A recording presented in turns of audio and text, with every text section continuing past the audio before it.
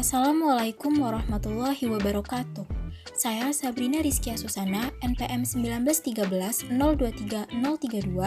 akan menampilkan video pembelajaran Kimia Sekolah kelas 11 terkait materi pengertian, jenis, dan komponen larutan penyangga. Berikut adalah indikator dan kompetensi yang akan dicapai.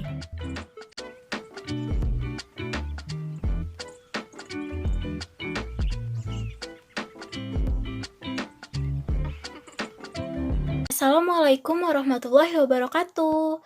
Selamat pagi anak-anak. Waalaikumsalam. Pagi Bu. Apa kabar semuanya? Baik Bu. Sebelum memulai pembelajaran pada pagi hari ini, mari kita awali dengan membaca doa terlebih dahulu. Silakan ketua kelas untuk memimpin doa. Duduk siap.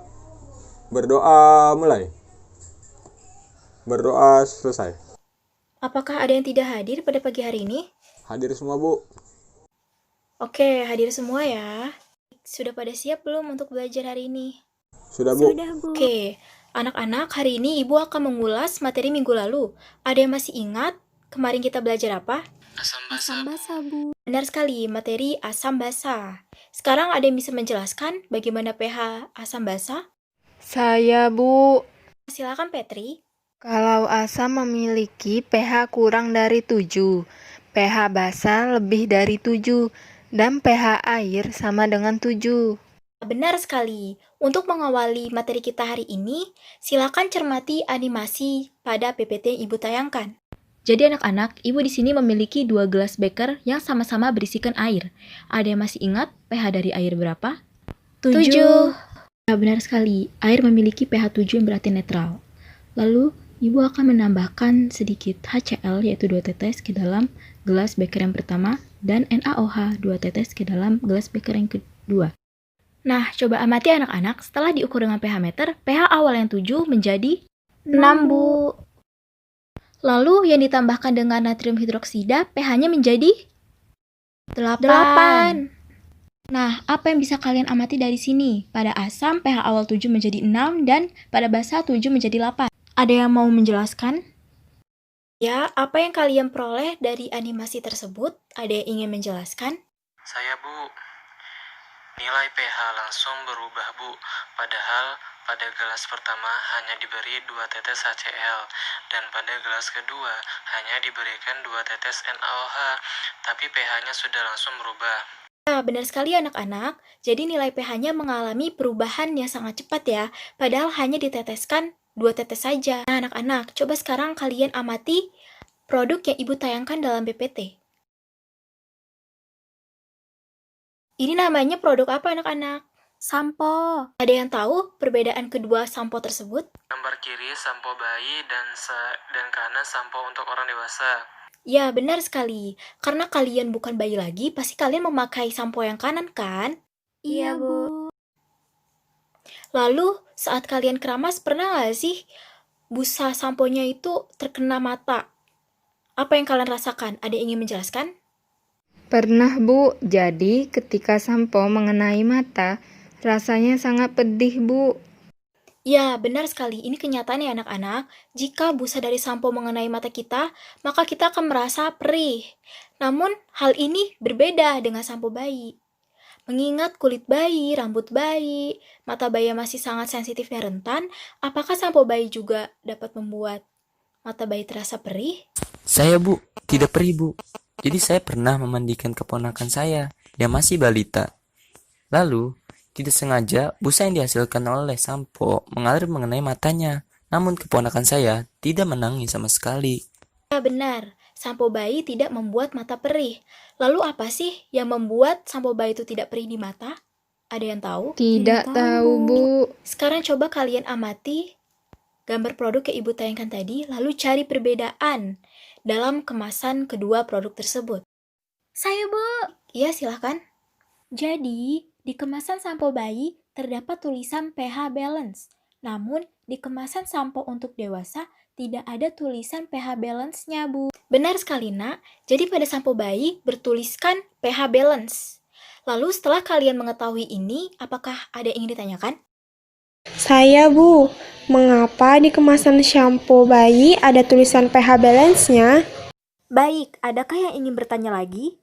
Saya, Bu, apa yang dimaksud dengan pH balance? Pertanyaan yang bagus. Apakah ada yang ingin bertanya lagi? Baiklah, jika tidak ada yang bertanya lagi, ada yang bisa menjawab pertanyaan dari temannya? Bu, izin menjawab. Silahkan, Rainer. Karena balance memiliki arti seimbang atau tetap. Jadi menurut saya sampo bayi ini dapat mempertahankan pH, Bu. Tidak seperti animasi air yang Ibu tampilkan di awal tadi. Ya, benar sekali, Rainer. Jadi, arti pH balance ini adalah sampo ini bisa mempertahankan pH-nya. Tidak seperti air yang Ibu tayangkan di awal tadi, di mana nilai pH-nya mengalami perubahan yang cepat, padahal hanya diberikan 2 tetes saja. Bu, saya ingin bertanya. Silahkan. Sebenarnya di dalam sampo bayi itu ada apanya sih, Bu? Sehingga dapat mempertahankan pH dan tidak perih di mata?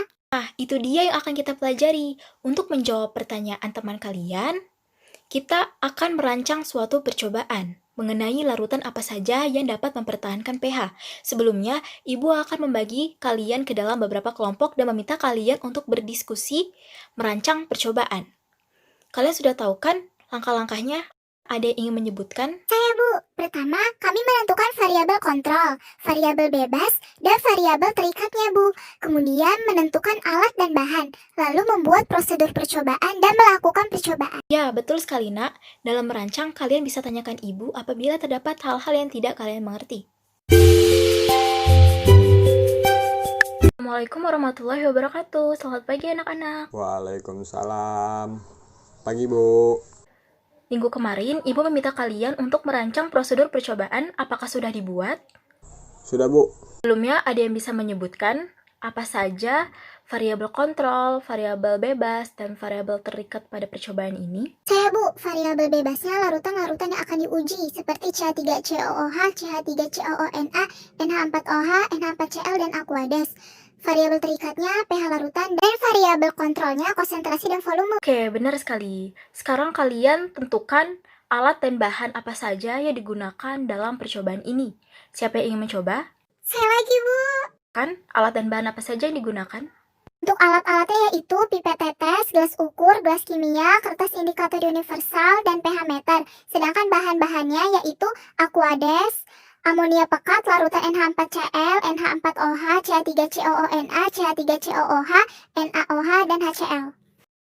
Selanjutnya, Ibu meminta perwakilan kelompok untuk menuliskan prosedur percobaan yang telah kalian rancang di papan tulis.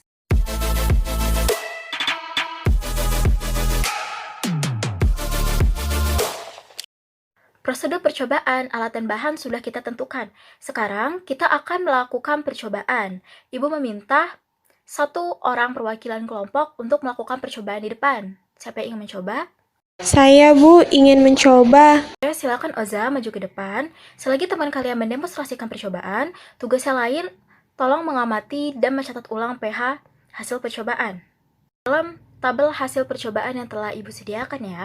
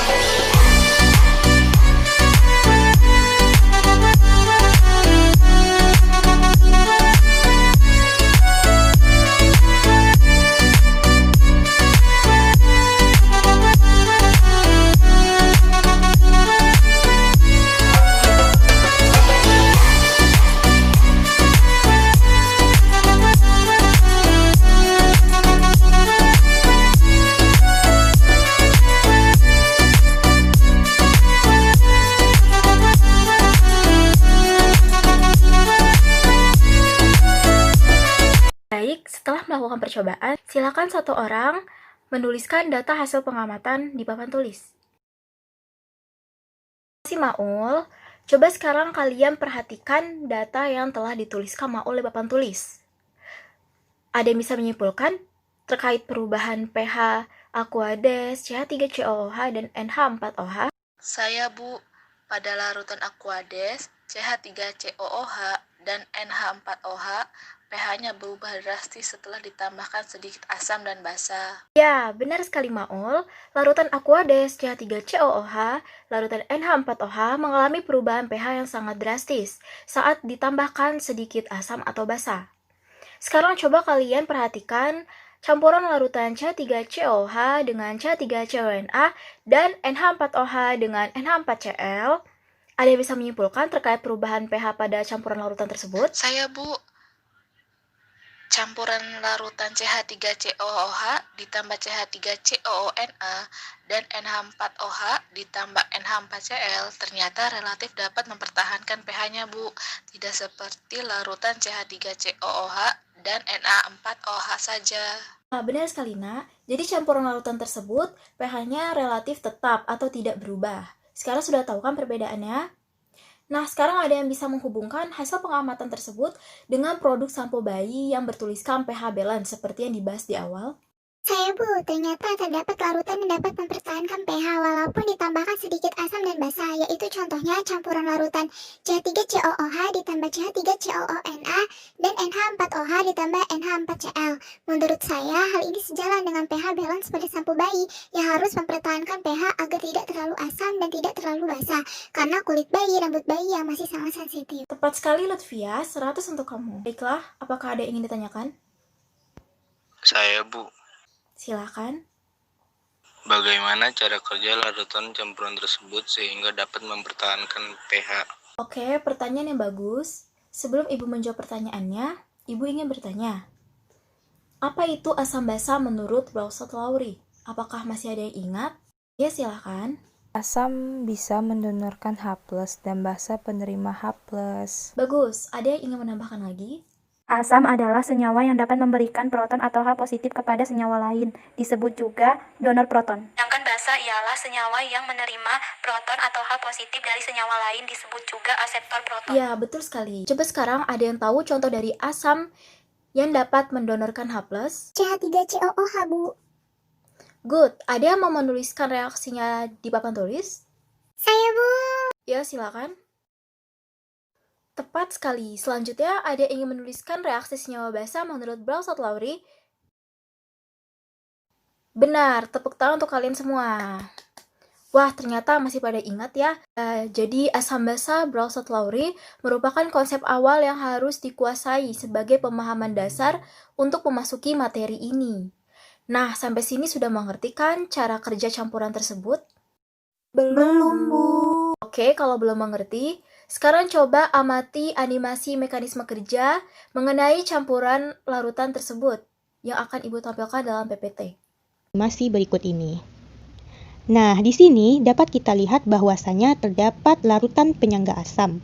Larutan penyangga asam ini berupa asam asetat atau CH3COOH sebagai asam lemah dan ion CH3COO- sebagai basa konjugasinya. Molekul dari asam asetat berwarna pink, sedangkan molekul dari basa konjugasinya berwarna hijau. Dapat kita amati bahwa konsentrasi dari asam asetat dengan basa konjugasinya adalah sama. Nah, selanjutnya kita akan lihat bagaimana pengaruh dari penambahan sedikit asam terhadap konsentrasi larutan penyangga. Nah, dapat kita amati bahwa ion H+ dari asam yang ditambahkan akan bereaksi dengan basa konjugasi membentuk asam asetat. Hal ini akan mengakibatkan konsentrasi dari asam asetat meningkat, sedangkan konsentrasi dari basa konjugasinya menurun. Dapat kita ketahui bersama bahwa ion H+ tidak mempengaruhi konsentrasi larutan. Baiklah, selanjutnya kita akan lihat bagaimana pengaruh penambahan sedikit basa terhadap konsentrasi larutan penyangga. dapat kita amati bersama bahwasanya ion OH- dari basa yang ditambahkan akan bereaksi dengan asam asetat membentuk basa konjugasi. Hal ini mengakibatkan konsentrasi dari asam asetat menurun, sedangkan konsentrasi dari basa konjugasinya meningkat. Dapat kita ketahui bersama bahwasanya tidak ada pengaruh dari ion OH- di dalam larutan ini. Baik, dari video Ibu tayangkan, apa informasi yang kalian peroleh? Berdasarkan dari video yang Ibu tayangkan tadi, informasi yang saya dapatkan itu, jadi ion H+ dari asam kuat yang seharusnya berpotensi untuk lebih mengasamkan larutan, ia bereaksi dengan ion CH3COO dan menghasilkan asam lemah larutan itu sendiri, sehingga mencegah perubahan pH. Dan untuk ion OH yang seharusnya berpotensi untuk membasahkan larutan, ia bereaksi dengan CH3COOH dan menghasilkan komponen penyusutan larutan itu sendiri, yaitu basa konjugasi dan air, sehingga mencegah perubahan pH. Sekali, baik sampai sini apakah ada yang ingin ditanyakan? Saya, Bu. Silakan Topan. Oh, jadi seperti ini ya Bu cara kerjanya. Lalu larutan yang dapat mempertahankan pH itu disebut apa, Bu? Bagaimana anak-anak, ada yang sudah tahu campuran larutan ini disebut apa? Saya Bu, larutan pH balance. Kurang tepat, ada yang ingin menjawab lagi? Larutan tahan pH, Bu. Kurang tepat Sasa, ada yang ingin menjawab lagi? Larutan keseimbangan pH, Bu. Masih kurang tepat ya anak-anak? Baik, coba perhatikan gambar yang Ibu tayangkan dalam PPT.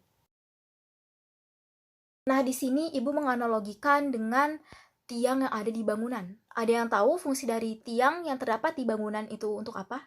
Untuk menyangga bangunan agar tidak roboh, Bu. Sekali Sasa, tiang pada bangunan berfungsi untuk menyangga konstruksi bangunan agar tidak berubah posisinya. Begitu pula dengan komponen-komponen campuran larutan yang telah kita bahas di awal tadi, yaitu sebagai penyangga untuk dapat mempertahankan pH-nya supaya tidak berubah. Nah, sekarang ada yang tahu nama apa yang cocok untuk campuran larutan yang dapat mempertahankan pH? Larutan penyangga, Bu. Sekali Fakih, jadi sudah mengerti kan anak-anak larutan yang dapat mempertahankan pH namanya larutan apa? Larutan penyangga. Oke, kita kembali lagi ke tabel hasil pengamatan. Coba tentukan mana larutan yang disebut dengan larutan penyangga.